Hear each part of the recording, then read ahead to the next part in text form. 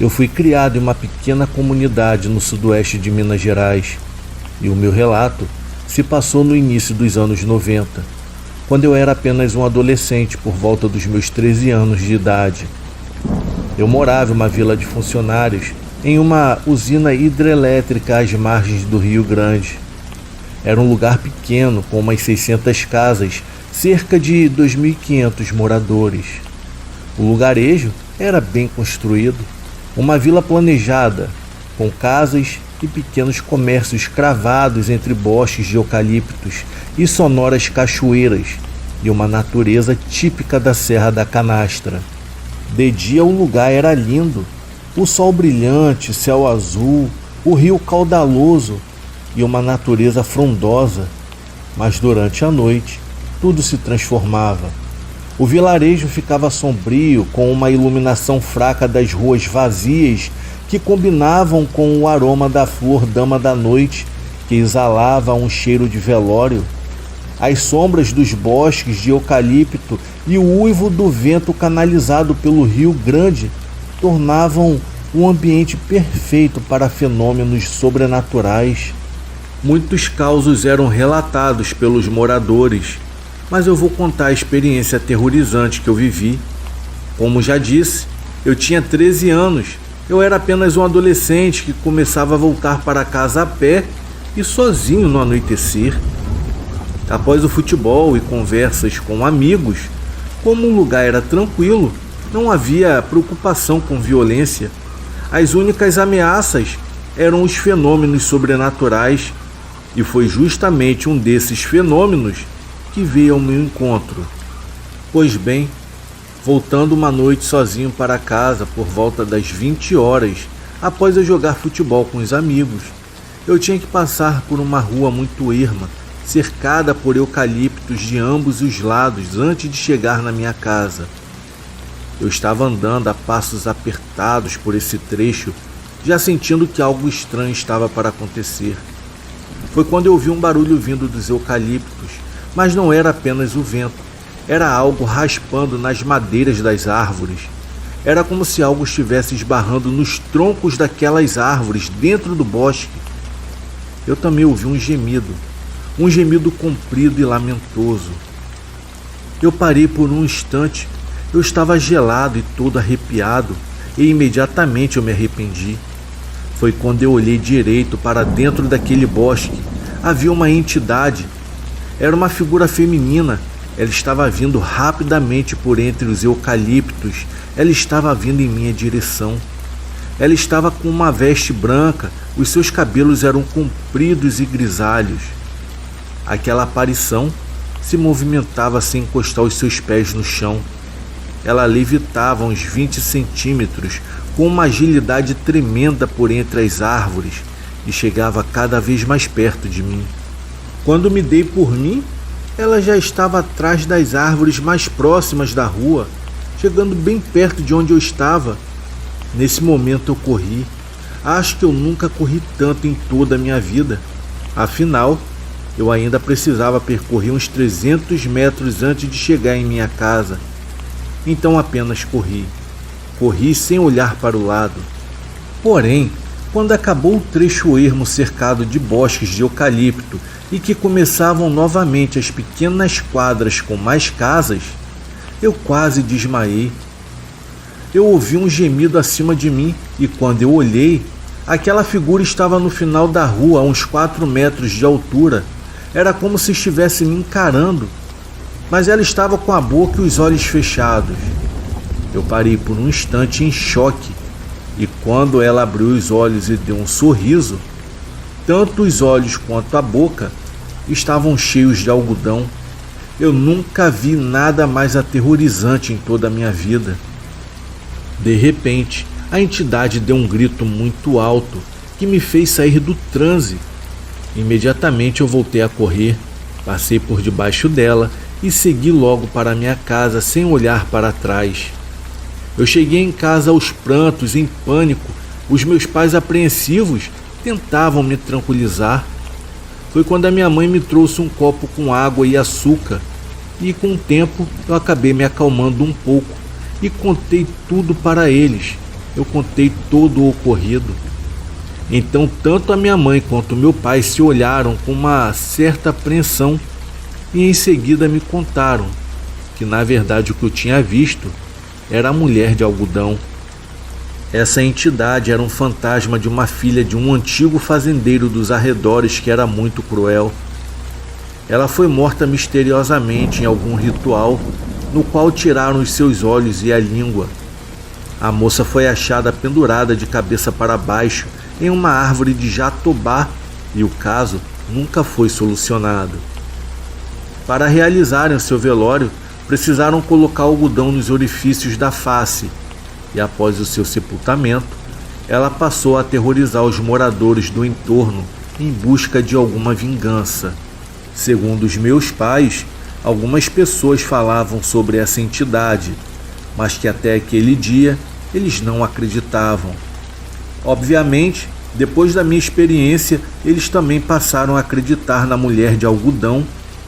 Tanto é que poucos meses depois, nós nos mudamos dessa vila e fomos para uma outra cidade na região, bem maior e mais urbanizada.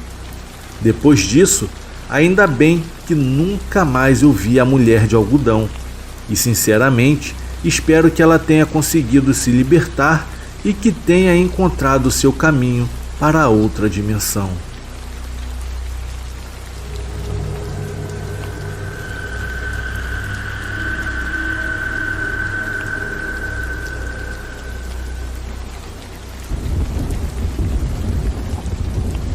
Boa noite a todos. Hoje eu irei relatar uma história que foi contada pelo meu avô, que se passou no ano de 1945, lá no interior de Minas Gerais, em uma pequena cidade chamada Sertãozinho. O meu avô, cujo nome dele era Sebastião e era conhecido como Tião, ele possuía um sítio onde criava gado leiteiro. Haviam cerca de 30 vaquinhas no local. O meu avô não gostava de contar essa história, mas quem mais a espalhou foi a minha avó, que adorava contar pra gente nos mínimos detalhes. Como alguns devem saber, os sitiantes que trabalham com gado leiteiro acordam muito cedo para trabalhar, pois eles precisam buscar as vacas no pasto e assim retirar o leite bem cedo, para depois entregar nas vendas da cidade. Esse relato ocorreu durante o período da Quaresma. Foi cerca de 10 dias após o seu início. Em uma madrugada, o meu avô acordou por volta das 4 da manhã, colocou água para ferver no fogão a lenha para fazer um cafezinho e em seguida acendeu um cigarrinho de palha enquanto a água esquentava. Foi nesse momento que ele ouviu perfeitamente um relinchar alto e estranho de um animal. Não haviam outros sítios por perto do dele, e o relinchar não era do seu cavalo, e o som parecia vir de um morro que havia por trás do curral do sítio dele. Curioso, ele calçou a bota e saiu para verificar, e ao se aproximar do curral, ele ouviu um estrondo muito alto, como se algo tivesse batido com força na madeira do mesmo. Então, ele decidiu investigar e avançou em direção ao curral a passos largos. Foi quando de repente ele avistou uma luz intensa iluminando a cerca. Era um vermelho muito forte e intenso. Inicialmente, ele chegou a pensar que fosse o lampião que ele sempre deixava todas as noites aceso para afastar os animais de fora e que poderia ter caído no chão, causando assim um incêndio. Ele então correu em direção ao curral, mas ao avistar do nada uma labareda de fogo e uma coisa em forma de uma mula que estava surgindo, ele rapidamente parou abruptamente e completamente aterrorizado. Na hora, segundo meu avô, ele ficou atônito, sem acreditar no que estava vendo. Ele começou a se lembrar de todas as histórias que ouviu a vida inteira sobre aquele ser e quase desmaiou de pavor. Foi então que aquilo virou na direção dele e soltou um relincho ensurdecedor, avançando rapidamente em sua direção. O meu avô, lembrando-se das histórias que ouvira, jogou-se no chão, escondendo as unhas, os dentes e fechando seus olhos, ficando encolhido no chão, pois pelas histórias já contadas, a mula sem cabeça vê brilhando qualquer parte branca do corpo. Aquela coisa ficou rondando meu avô intensamente por cerca de uns 15 segundos e pareciam mais uma eternidade. Nisso, aquela coisa ficava batendo com os cascos no chão e dando coices a todo momento, dando a entender que aquela coisa queria mesmo era acertar o meu avô de qualquer jeito. Logo depois, ele ouviu aquela mula se afastando e lentamente ele se levantou e correu para casa todo desesperado. Ele trancou as portas, apagou o fogo da água, que naquele momento a água estava secando, e foi até o quarto da minha avó. E pelo incrível que pareça, ela dormia profundamente. O meu avô não perdeu tempo, a balançou e após acordá-la, ele contou todo o ocorrido. E assim que o sol nasceu, eles foram verificar as pegadas. E no local onde as pegadas estavam, parecia que o chão havia sido queimado e também havia um formato de uma ferradura. Isso fez com que a minha avó acreditasse em cada palavra que o meu avô havia contado a ela. Bom, pessoal, esse foi o relato do meu avô. Eu agradeço a todos por ouvirem esse relato e espero que tenham gostado e desejo a todos uma ótima noite.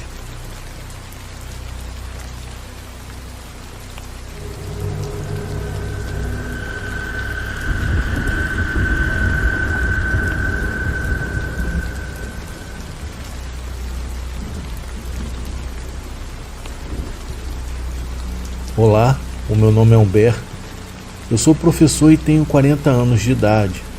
Eu sou da Bahia e o relato que eu irei contar hoje foi uma das histórias mais cabulosas que eu já ouvi, pois ela era contada pelo meu tio, pois ele era um homem do campo, que morou no interior e alguns anos na cidade grande.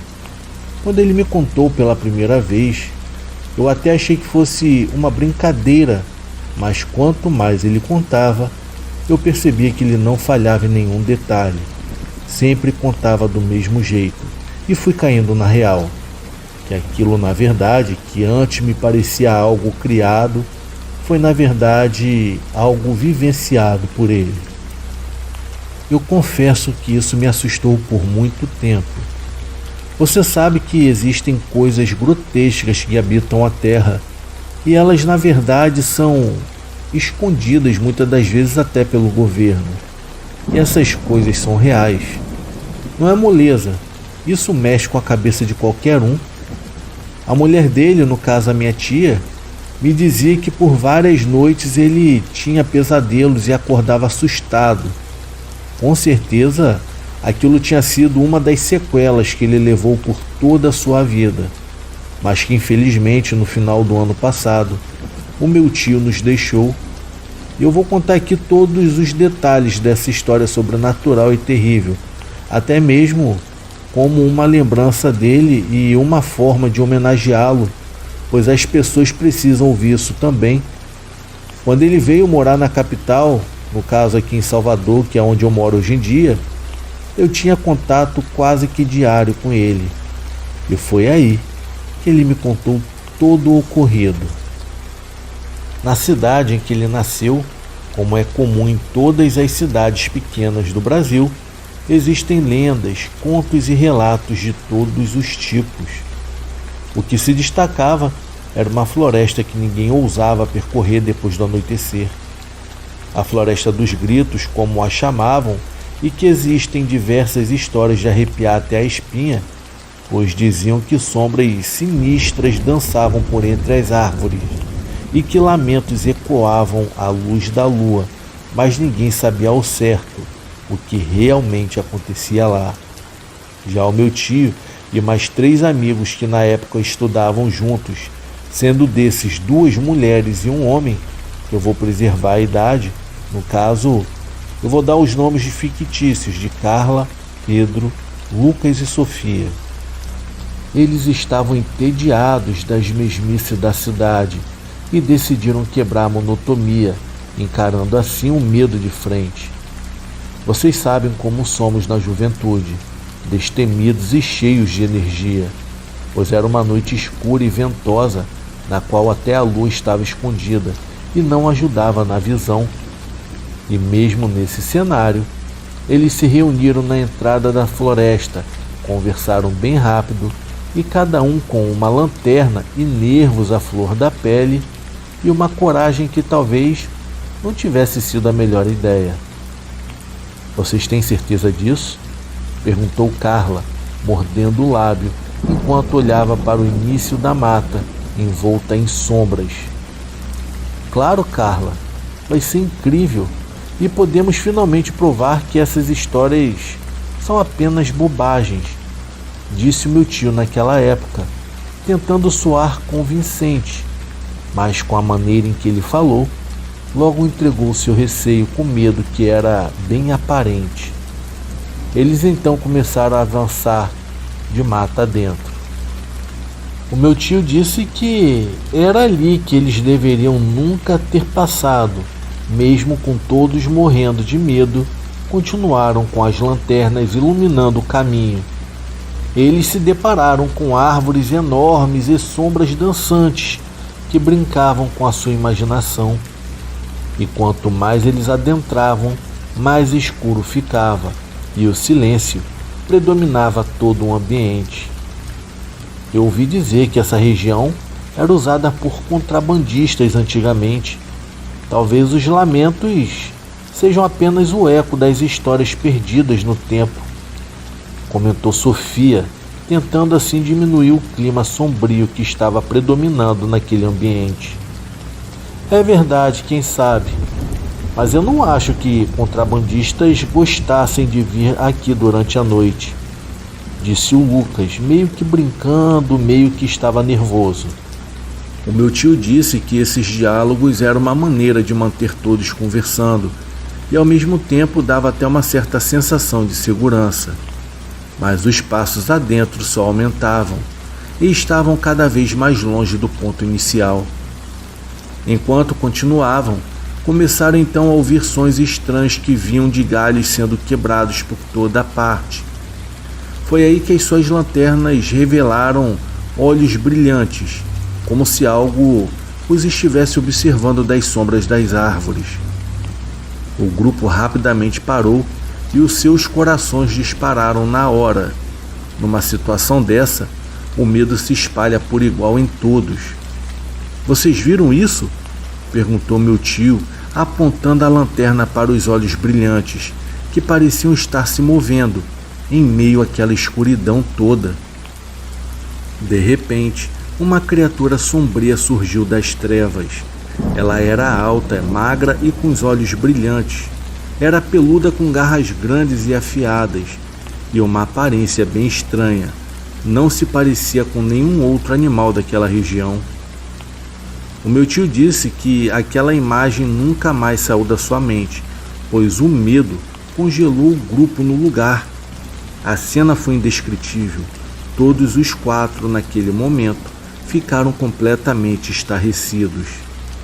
Eles estavam de frente com uma criatura que eles não sabiam quanta força tinha, não sabia que seriam mortos ou não ali sozinhos no meio daquela floresta, pois os dentes daquela criatura eram afiados, davam mais aparência de algo que até poderia atacar a qualquer momento o grupo.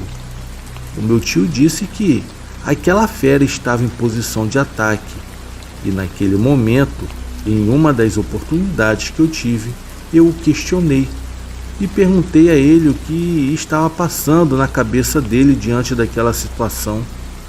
Ele disse que não dá tempo para pensar em nada e que a adrenalina fica a mil.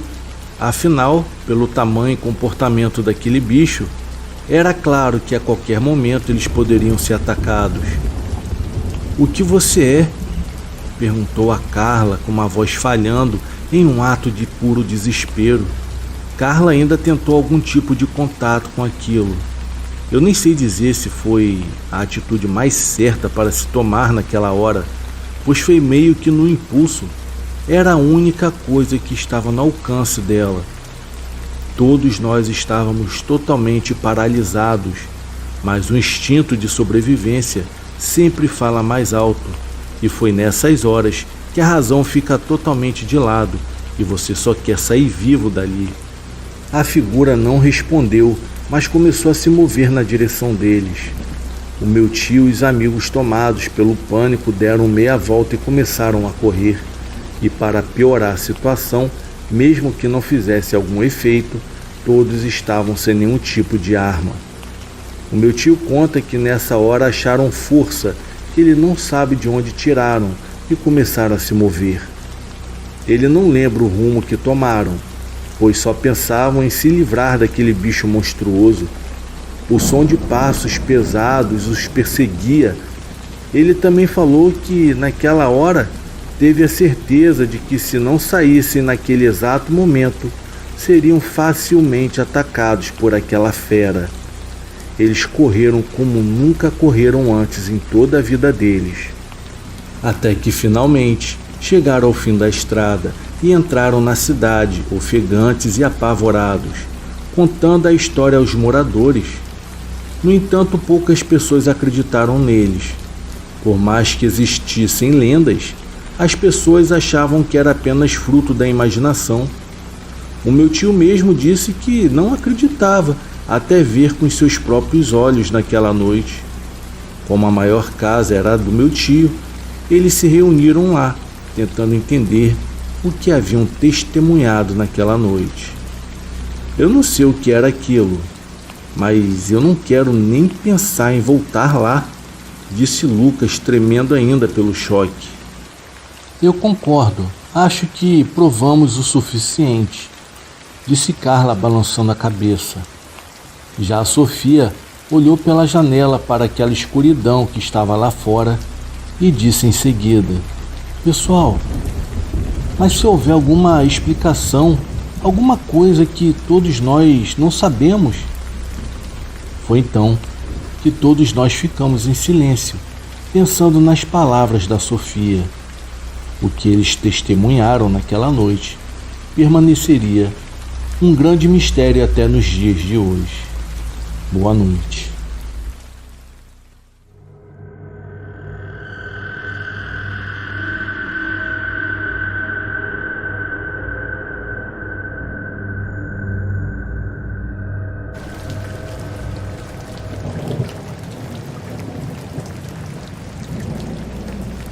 O meu nome é Geraldo, sou um caminhoneiro e hoje eu vou contar um relato que aconteceu comigo no ano de 2010. Eu já estava cansado, viajando desde o Paraná. Eu parei em Santa Rita do Pardo, no estado de São Paulo. Já era tarde da noite, mais de 10 horas, quando eu parei naqueles típicos restaurantes de beira de estrada, onde tem um posto de combustível. Estacionei meu caminhão querendo descansar. Eu precisava encontrar uma pousada para tomar um banho, jantar e assim dormir um pouco. Antes do amanhecer, eu preferia sair com o meu caminhão e seguir até a Andradinha para fazer a minha entrega. Enquanto eu conversava com o dono do restaurante, eu pensei comigo mesmo: já que eu estou aqui faminto, eu vou aproveitar para pedir um jantar. E assim eu fiz. Enquanto eu pedia a janta, o dono do restaurante informou que não muito longe dali, a umas 2 quadras, havia uma pousada. Eu poderia deixar o caminhão no estacionamento do posto de combustível e ir até a pousada e de manhã retornar para buscar o meu caminhão. Enquanto eu esperava o pessoal da cozinha preparar a minha janta, uma jovem se aproximou de mim. Era uma jovem ruiva, muito atraente. Pensei que era um pouco estranho uma jovem tão bonita estar sozinha naquele lugar e naquela hora da noite. Ela se dirigiu até a porta do restaurante, entrou e veio na direção da minha mesa.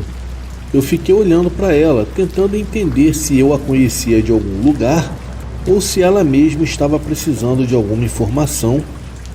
Então ela perguntou se poderia se sentar um pouco e, educadamente, eu disse que sim. Ela se sentou e perguntou para onde eu estava indo. Eu expliquei que de manhã, antes do sol nascer, eu pretendia ir para Andradinha. Ela então comentou sobre a viagem e então perguntou se poderia pegar uma carona até lá. Eu fiquei surpreso e questionei se ela estava indo sozinha ou se tinha mais alguém com ela. Ela me respondeu que estava indo sozinha visitar uma avó doente e não tinha dinheiro para um ônibus e pediu a minha ajuda. E depois de um momento de reflexão, concordei em dar uma carona até Andradinha para a moça. Eu já estava pensando em outras coisas, né? Vários dias na estrada, a esposa distante e uma jovem tão bonita daquele jeito que se aproximou de mim. Era como se fosse um prêmio, era muita tentação. Mas eu não podia me entregar, pois a minha esposa não merecia isso. Eu pensava comigo mesmo que, se por acaso eu me envolvesse com aquela jovem, com certeza eu iria levar uma maldição para dentro da minha casa. E até aquele momento, a jovem então olhou para mim e falou: "Olha, eu vou até a minha casa e vou avisar os meus pais e preparar algumas coisas. Antes de tudo, eu vou deixar meu endereço com você. Assim que você se levantar de madrugada, se puder, passe na minha casa e me chame, pois eu estarei esperando. E assim partiremos de lá." Eu acabei concordando e ela foi se retirando devagar, sem olhar para trás. Eu fiquei observando aquela jovem caminhar até a porta do restaurante e depois desaparecer na esquina do posto de combustível. Nesse momento, a garçonete do restaurante se aproximou, trazendo o jantar para mim. Eu me alimentei, tomei um suco, fumei um cigarro e depois eu parti em busca da pensão, que era próxima, pois foi o dono do restaurante que me indicou. Eu ainda estava com aquela jovem na cabeça.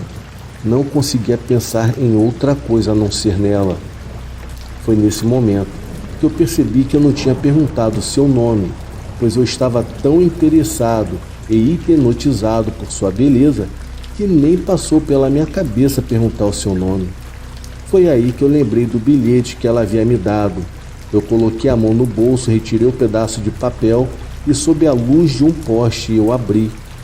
E lá estava escrito: "O meu nome é Elizabeth. Não esqueça de mim, por favor." Eu dobrei novamente o bilhete, coloquei no bolso e passei a noite na pousada. Quando foi às 4 horas da manhã, eu acordei, tomei um banho e a jovem continuava em meus pensamentos. Mal eu podia esperar para encontrá-la novamente. Segui até o posto de gasolina, peguei o caminhão, paguei o estacionamento e fui até o endereço no qual a Elizabeth havia me passado.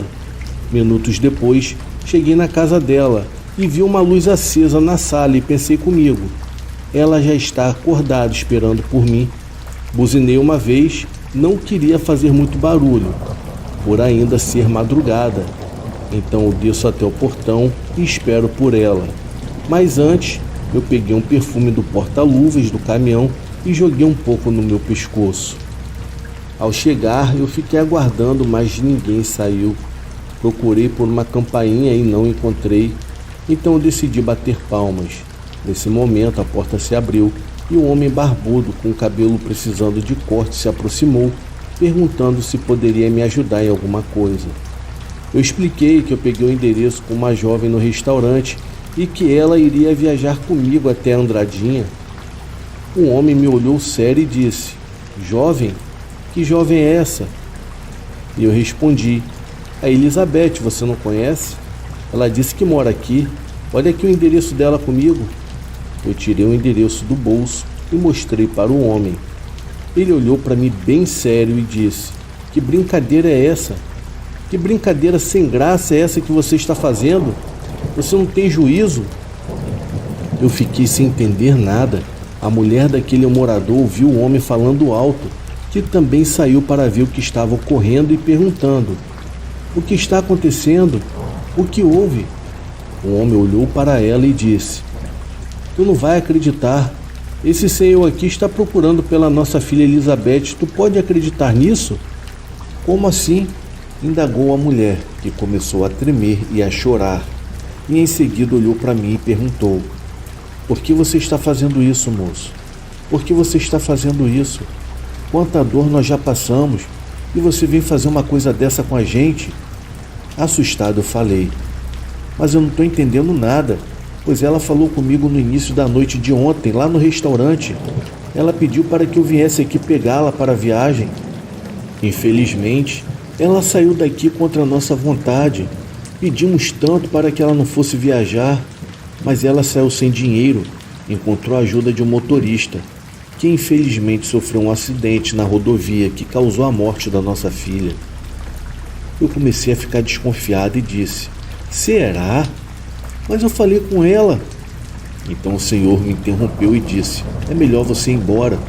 O Senhor já está causando dor demais pra gente. Está vendo a situação da minha esposa? Ela está aqui chorando. Vai embora. É melhor o Senhor ir embora. Não tem nenhuma Elizabeth aqui, você não está vendo? Em seguida, o casal, sem se despedir, voltou para dentro da casa. Eu fui até a cabine do meu caminhão, eu entrei e fiquei olhando para a casa da tal Elizabeth. Eu fiquei desconfiado e pensei comigo mesmo: esse casal deve estar mentindo para mim. Mas eu decidi ir embora para não arrumar confusão. Eu liguei o caminhão e comecei a sair. E antes de sair daquela rua onde eu estava naquele momento, eu senti uma presença. Era a presença de alguém dentro da minha cabine. Parecia que eu não estava sozinho e senti um cheiro doce de perfume. O mesmo perfume que aquela jovem estava usando no restaurante. E ao olhar para o lado, lá estava ela, sentada ao meu lado. Assustado, perguntei: como que você entrou aqui? Acabei de falar com seus pais, eles disseram que você está morta. Ela olhou para mim e disse: nunca traia sua esposa. Isso vai causar muita dor a ela e pode ser o seu fim. Eu não estou brincando. Vim aqui para te dar um aviso. Se continuar com esse sentimento de traição na sua cabeça, algo muito ruim vai acontecer com você. Tome cuidado com o que você vai fazer daqui para frente. Viva para sua esposa. Depois de dizer essas palavras, a jovem do nada sumiu. Completamente assustado, eu desci do meu caminhão e o larguei para trás e voltei até o posto onde eu estava na noite passada. O restaurante do posto já estava abrindo novamente para servir o café da manhã para os caminhoneiros que passaram a noite ali.